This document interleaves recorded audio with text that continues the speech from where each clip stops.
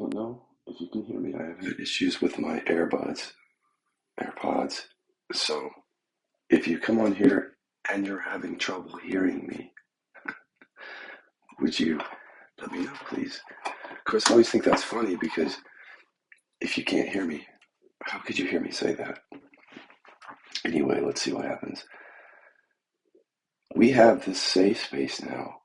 I'm sick, by the way. That's why my voice sounds like this. Take that out of the way, in case you're wondering. We have this safe space, which is more than a safe space. The Killaby members area is a safe space, and it's become quite a creative space, and certainly a space where people are doing deep work with inquiry. I would have never known that it was going to actually turn out so cool. So when we first had this idea, it was just we were going to help people who were doing the repression work, deep somatic work that stirs things up for purposes of awakening, embodiment, or any issue. So that's what we're going to do, is just give people support working on that, and that's what we're doing. But what's been so cool is that people who've been around the Killaby inquiries doing the work, but kind of on the fringe, like we just didn't know they were out there, they're all coming now. So what's being created is a safe space, and people have said that there. It's a safe space to share very vulnerable, sensitive details, thoughts, feelings, places where you're at, or place where you're at on the path. All this. It's rich. It's like our own little Facebook, I think, but better because we don't have to deal with all the trolls of Facebook. It's all our own. The people that are there are people that want to do the work, and so it's infused with that vibe. Could you say the form has that vibe that everybody there is earnestly interested in deepening with inquiry. So rich conversations, and normally the conversations, I like to keep them there. I don't even want to, because of the confidential aspect of it, but there's going to be times when I pull out questions without ever mentioning people's names, just to get a very general part of a question out so I can talk about it publicly. I'm not a scientist, and I'm not a doctor. I was trained as an attorney, which makes me a pretty good researcher, though. And I'm the kind of person that if I discover something in my direct experience, I also then want to go learn what science says about it. This is what I did in 2007, 2008, as I noticed that my addiction was profoundly changed by presence work and non-dual awareness. I immediately went to look for where's the research that talks about non-dual awareness and addictions. And that wasn't out there, but research on mindfulness was. Mindfulness had been studied since 1970, and I put together a compendium of mindfulness studies. I still have that contains essentially every study that was ever done on mindfulness going back to like 1971 or something, here in the States at least, and in Europe.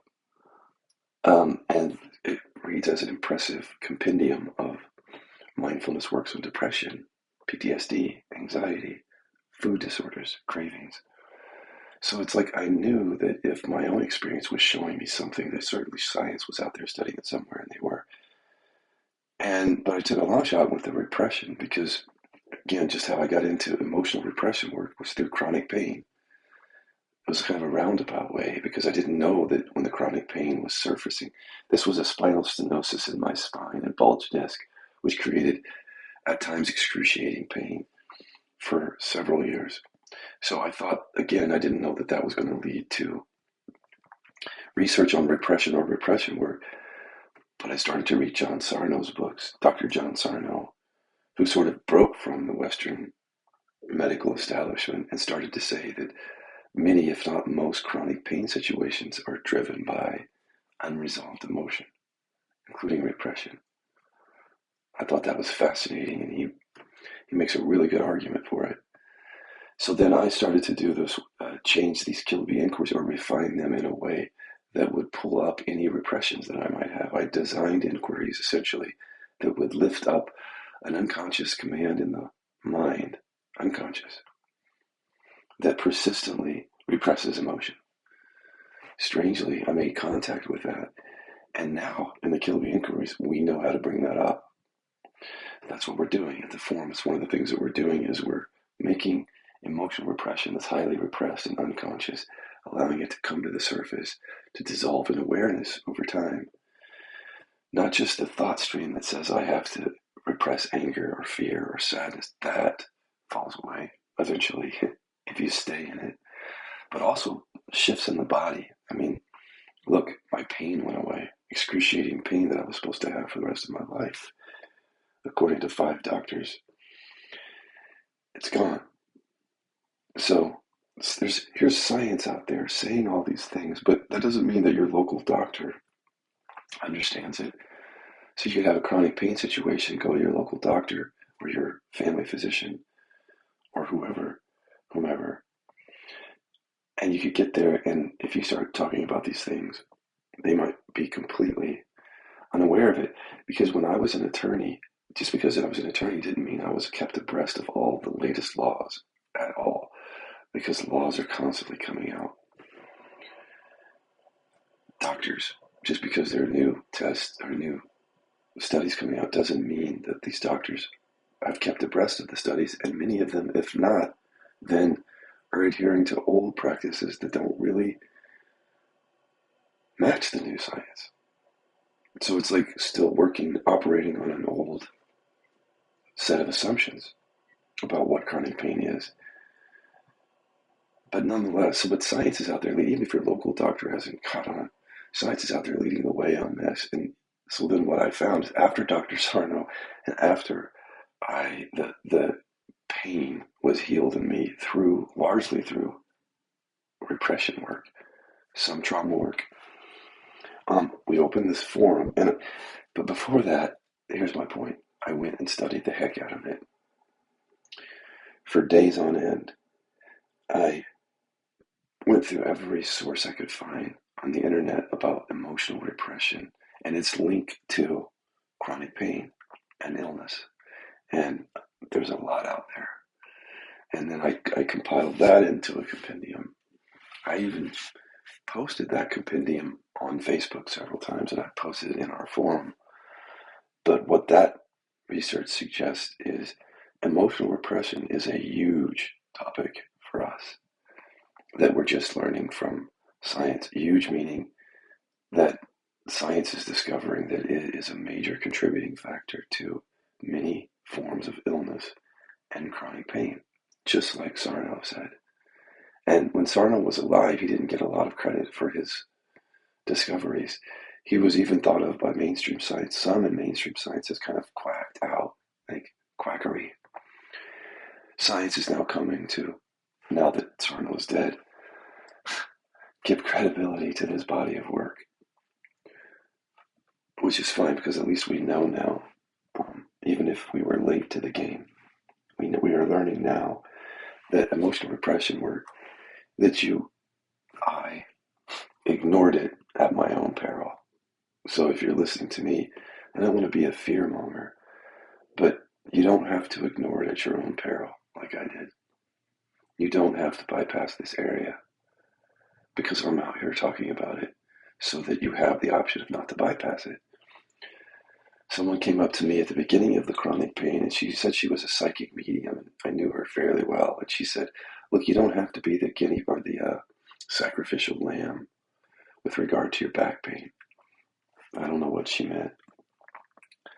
But if what she meant is that I get on here and make a fool of myself regularly to try to get you to understand and hear what I'm saying, and that if I had to go through all of that, like pain and suicidal ideation, to come out on the other side and say, hey guys, listen, I think I found one of the keys here.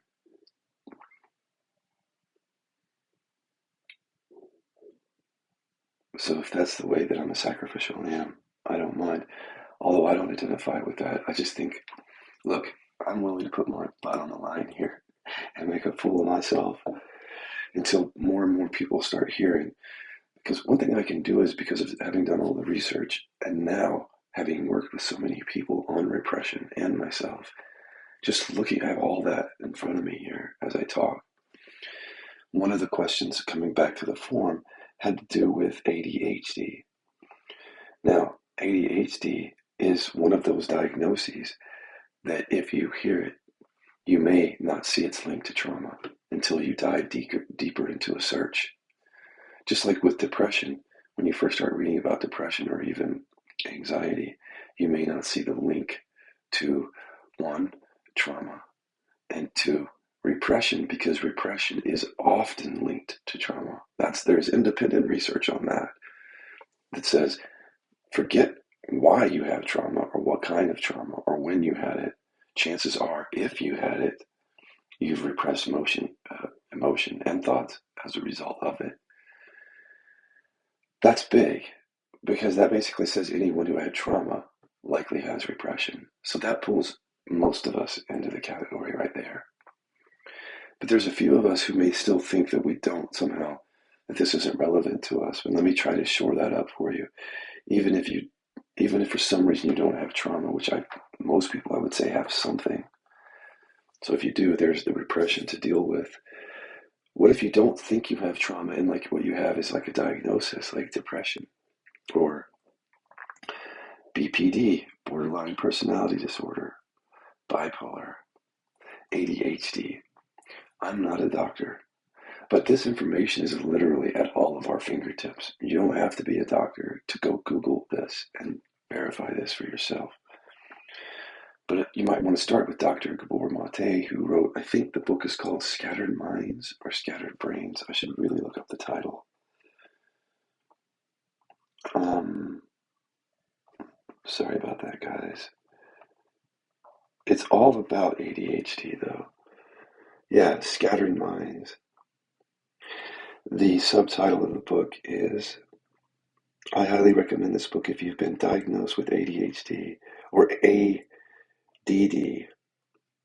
I should say. If you've been diagnosed or if you think you have it, I highly recommend this book. The subtitle is The Origins and Healing of Attention Deficit Disorder. So ADD. Now, ADD, he makes the argument, is connected to trauma. That's why I wanted you to read that book. Being able to connect that to trauma is good, because if you get diagnosed with ADD or I guess ADHD or some other thing like that, this is why we created New Model, is to help people not focus on the diagnosis, but instead focus on the root, if there is one. If there is a discoverable root to it, go there. Go to the drivers. This is how we work with addiction, as we go to the drivers, the trauma, the shame. And the same is true for like ADD. What are the drivers? Trauma. And then what we know about trauma is that it's often linked to repression. So we know then if you've got ADD, there's the real big potential that there's trauma and repression at the root of it. But again, if you go to your doctor or your therapist, here your doctor, they may or may not be aware of Dr. Mate's work, or they may or may not be aware of the link between ADD and trauma and or repression. So you have to, what I think is happening for us as humans in the healthcare is that we have to become an authority for our own healthcare. And I think many of us with illnesses have become that. But you kind of have to take matters into your own hands and sometimes educate your own doctors, unfortunately. So then you look at something like BPD. So maybe some of you out there were diagnosed or you think you have borderline personality disorder. Now, this is a hard one to treat. According to therapists, it's been called the intractable mental health issue. I don't even know if you care to learn about it. If you don't have it, you probably don't care to learn about it. But if you have it, you know the symptoms. There's a pretty much accepted consensus that trauma is at the root of it. So here, if you've been diagnosed or think you have borderline personality, are you aware of the link to trauma? And then are you aware of the science that links the trauma to repression? So do you see that repression is involved in borderline personality disorder? Don't wait for your therapist and your doctors to tell you these things. Research it yourself. That's what I would do. Depression. There's tons of literature and research on depression. There's also sort of the age-old discovery or knowledge that depression is sometimes anger turned inwards. I have literally seen this, like in direct experience, people working on chronic pain that involves anger repression. And then as they start to lift the repression before it's discharged, before the anger is completely released, it turns for a period of time into depression. So it's released, it's not in chronic pain anymore. It's an emotion that's up in awareness, but they're identified with it and still not able to express it. So they hold it in, and depression comes. Then they go to their doctor, and the doctor says, yes, you have depression, but may or may not link it to the repression. Not that the repression is the sole thing involved, it's one of the drivers. It could be that you believe in deficiency stories too. You think about how that would make you depressed. If you walk around thinking that you're inadequate or you're a victim or something, that would contribute to it. But here's another connection. For those of us who are repressed, or for those of you out there who are depressed, um, see, where was I going with this? I lost my train of thought. Well, back to the point that if you go to your therapist or your doctor and they diagnose you with depression, they may not make that link. So get on Google and make the link for yourself. And then if you get diagnosed or you have been diagnosed, at least now you're in the know that that could be connected to trauma. Trauma plays into depression, repression. Anywhere there's trauma, there can be repression. Anxiety. Here's another one that I don't know if everyone links up in their mind, but people are experiencing anxiety. Go to the doctor for it. Go to the therapist. Sometimes anxiety is because you're just future tripping too much, like you're thinking in the future, the ego. And so it creates anxiety. But sometimes it's coming from trauma, unresolved. And so no matter how much work you do on presence or mindfulness, calming the mind or quieting the anxiety, if you don't get to the root of it, if it's trauma based, the anxiety I've seen can carry on until the trauma is dealt with. And then again, anywhere where there's trauma, you have to look for repression because science says they go together. Now, if you look at all of that, and there are more examples of mental health issues in which repression is involved, and then you look at the entire science that says repression is involved, they've seen it as a contributing factor to cancer, certain heart diseases, irritable bowel syndrome, diabetes, other diseases. The emotional system and the immune system are inextricably linked. Is another study. Your emotional system and your immune system, they mirror each other, essentially.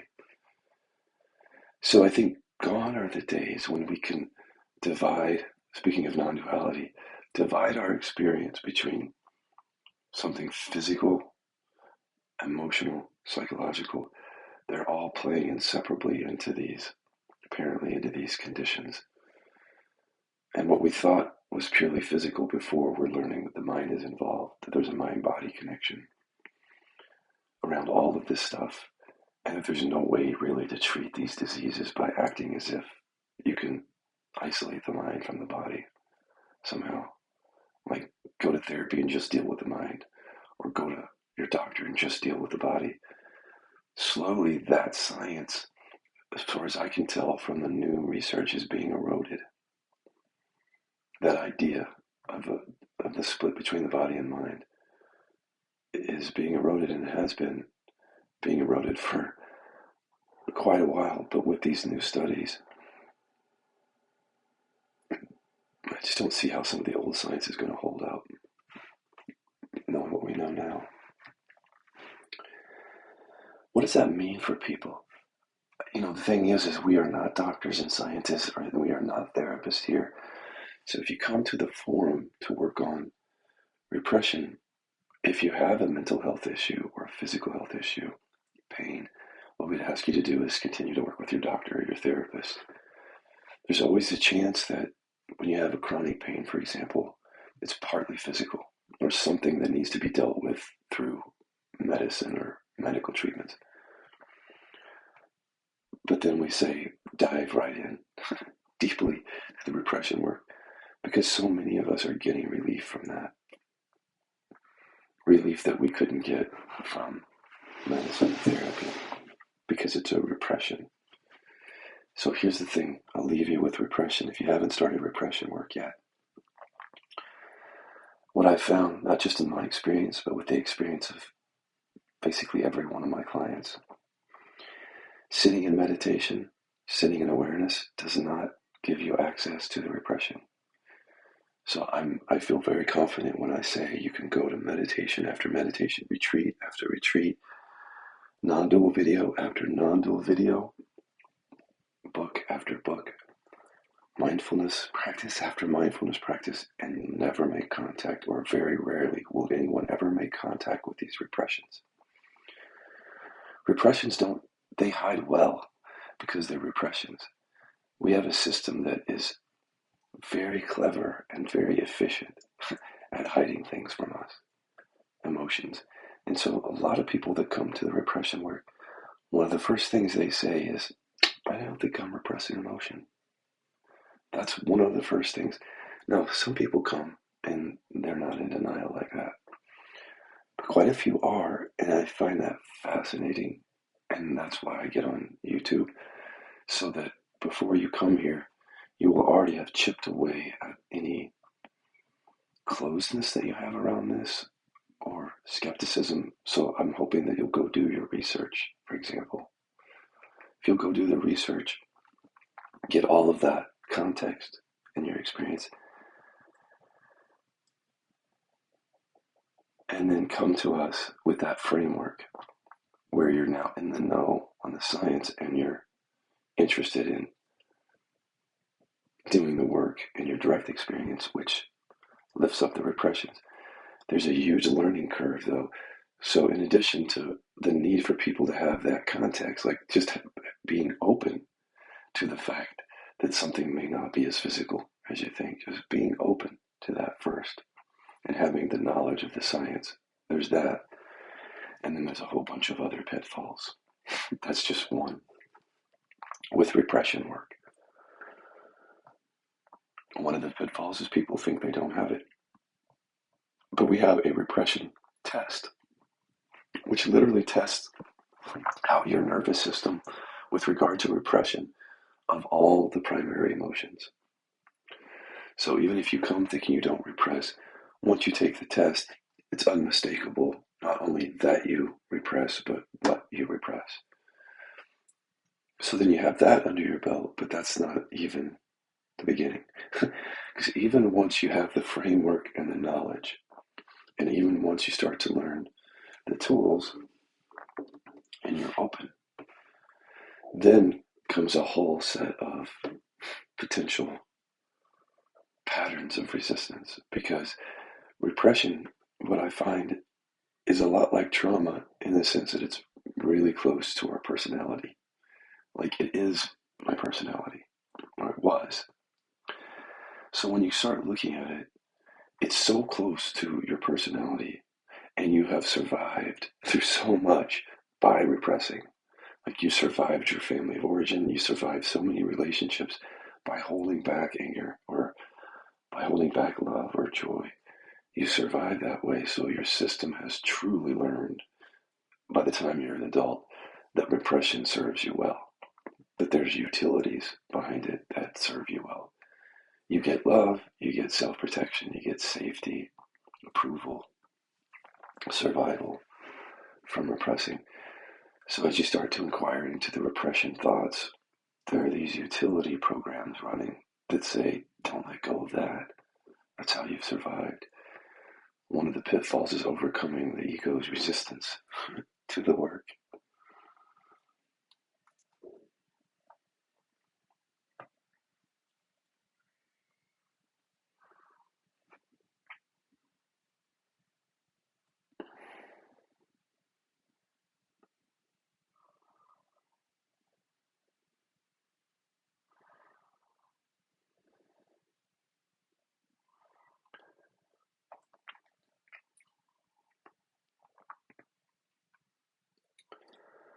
When you're ill when you don't feel well, when you have some seemingly physical thing, what I found about that is it's one thing to have that. It's another thing to be in the dark about what it is. And that's how I was. For 2 years of my chronic pain, I was in the dark about all this research on repression. I was in the dark about how to lift emotional repression. And you're at a significant handicap when you're experiencing a condition like that and you're not even aware of what it is. So there's an assumption in most people and many people that if they develop pain or even an illness, that it's physical. It doesn't have emotional roots.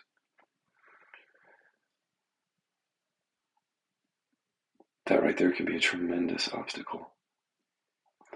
So there it is. There's an assumption. So one thing that's good about work like this is that you eradicate the assumptions because instead of assuming that you know it's physical, you go in looking for repressions and then you continue going to your doctor. So if you assume it's physical, it might stop you from doing the repression work, right? So you have to deal with that assumption. And that's a big assumption because that's what can put you at disadvantage. If you don't know the root of your illness or your pain, like I didn't, for those 2 years, my pain got worse because I wasn't getting to the root of it. If you would have graphed it out, the first 2 years of the amping up of the chronic pain, it was like this. I was just resting with it, like just meditation and light inquiry, no repression work. Over a 2 year period, the pain started getting worse and worse. Why? Because I wasn't getting to the root of it. So I was just trying to medicate it, make it feel better, manage it, like most people do with pain. But because it was associated with a condition, it got progressively worse. So here at the 2 year mark, when it had peaked, is when I started the repression work. So here I am at the peak of the 2 year mark. For the next 6 months, I do repression and trauma work connected with the pain, and the pain goes down to nothing. That's what I mean by getting to the root of it.